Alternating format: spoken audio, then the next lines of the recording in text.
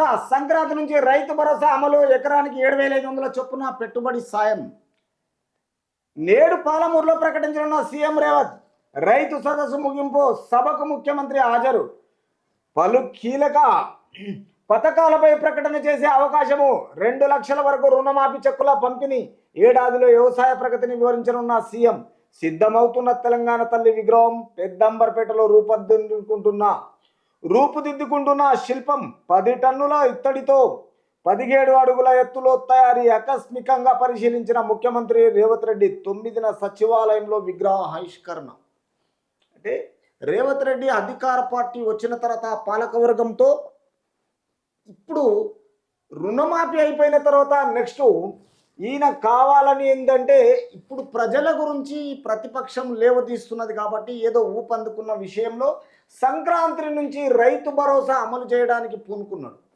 7,500 చొప్పున ఎకరాకు ఇచ్చి పెట్టుబడి సాయం చేయాలని. అంటే ఈ మధ్యన రుణమాఫీ అయిపోయింది. తర్వాత ఇది ఎకరాకు 7,500 చొప్పున పెట్టుబడి సాయము. తర్వాత పాలమూరులో ప్రకటించనున్న ఈ విషయాన్ని రాష్ట్ర సీఎం రేవంత్ రెడ్డి సదస్సు ముగింపు. తర్వాత ముఖ్యమంత్రి హాజరు. కీలక విషయాలు పాలకవర్గంతో. తర్వాత ఇది ఏడాదిలో వ్యవసాయ ప్రగతి వివరించనున్న సీఎం. సిద్ధమవుతున్న తెలంగాణ తల్లి విగ్రహం గురించి అక్కడ వెళ్ళి చూడడం జరిగింది. తర్వాత ఈ విగ్రహాన్ని ఆవిష్కరించముందే తర్వాత పెద్దంబర్పేటలో రూపుదిద్దుకుంటున్న ఈ శిల్పాన్ని తను స్వయంగా వెళ్ళడము. తర్వాత 10 టన్నుల ఇత్తడితో 17 అడుగుల ఎత్తులో తయారు చేయడము. తర్వాత ఆకస్మికంగా పరిశీలించిన ఈ ముఖ్యమంత్రి రేవంత్ రెడ్డి 9న సచివాలయంలో రాష్ట్రానికి ఈ ఆవిష్కరణ చేయడం జరుగుతుంది.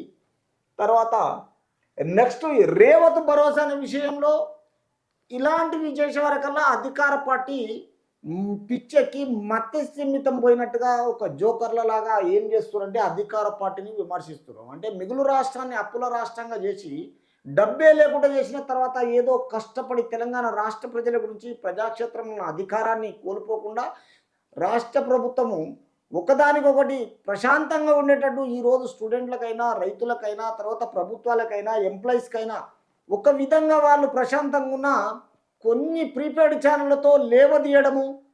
తర్వాత వీళ్లకు అనుకూలంగా ఉండేటట్టుగా కొందరితో చెప్పించడము. ప్రతిపక్షాలకు తిన్నది అరగకుండా రాష్ట్ర ప్రజలు ఆల్రెడీ వీళ్ళను తుంగలో దొక్కిండ్రు. ఓడిపోయిన సంగతి తెలియకుండా ఈ మధ్యన మళ్ళీ ఏం చేస్తున్నంటే మేము ఎక్కడ అరెస్ట్ చేస్తామో ప్రజలలో తిరగడానికి ఒక అనుకూలతను కోల్పోకుండా తిరిగే ప్రయత్నం చేసుకుంటున్నాం. చూద్దాం. ఇది రాష్ట్రంలో కాంగ్రెస్ ప్రభుత్వం ఏర్పడి ఏడాది పూర్తవుతున్న సందర్భంగా శనివారం మహబూబ్ నగర్లో నిర్వహిస్తున్న రైతు సదస్సు కీలక ప్రకటనలకు వేదిక కానుంది. ఈ సదస్సుకు ముఖ్య అతిథిగా హాజరవుతున్న సీఎం రేవంత్ రెడ్డి ఈ సందర్భంగా రైతు భరోసా పథకం అమలుకు సంబంధించి ప్రకటన చేయనున్నట్టు తెలుస్తుంది. ఈ ఏడాది 2 పంట కాలం నుంచి ఎకరానికి 7,500 చొప్పున పెట్టుబడి సాయం. అంటే మహబూబ్ నగర్లో నిర్వహించిన రైతు సదస్సు కీలక ప్రకటనలు ఏంటిదంటే 2 పంటలకు కరెక్ట్గా ఈ సదస్సును ముఖ్య అతిథిగా హాజరవుతున్న సీఎం రేవంత్ రెడ్డి. తర్వాత 7,500 చొప్పున పెట్టుబడి సాయం అందించడానికి రైతు భరోసా పథకాన్ని సంక్రాంతి లోపలనే పండుగ నుంచి ప్రారంభించాలని ప్రభుత్వం ఇప్పటికే నిర్వహించిన నిర్ణయానికి వచ్చినట్టుగా సమాచారము. దీనిపై మహబూబ్ నగర్ రైతు సదస్సులో సీఎం రేవంత్ రెడ్డి ప్రకటన చేసే అవకాశాలు ఉన్నాయి.